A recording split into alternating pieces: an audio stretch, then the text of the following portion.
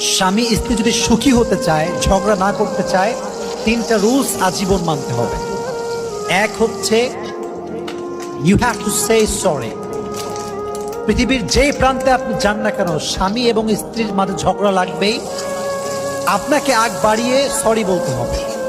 Sorry বললে কখনো মানুষ ছোট হয়ে যায় না, সম্পর্ক আরো সুন্দর করে দেয়। একজন আওয়াজ দিয়ে বলে, তিনি কে? সম্পর্ক আল্লাহ তাআলা সুন্দর করে দেন। সরি বলার অর্থ আপনি ছোট হয়ে গেছেন তা নয়, বরং সরির অর্থ হচ্ছে আপনি নিজেকে সঠিক প্রমাণ করার চাইতে ভালোবাসাকে বেশি মূল্যায়ন করেন। সরির অর্থ হচ্ছে আপনি স্ত্রীর কাছে বড় হওয়ার চাইতে ছোট হওয়াকে নিজে বেশি গুরুত্বপূর্ণ মনে করেন। আর সরি বললে কারো সম্মান কমে যায় না। এই জন্য ভুল জারি হোক, স্বামী হিসেবে আপনি আগে সরি বলবেন। রাজি আছেন তো ইনশাআল্লাহ? So the first rule is, if you wanna be happy in your married life, you have to say sorry first. যখনই ঝগড়া লাগবে আগে সরি বলবেন। রাজি আছেন তো?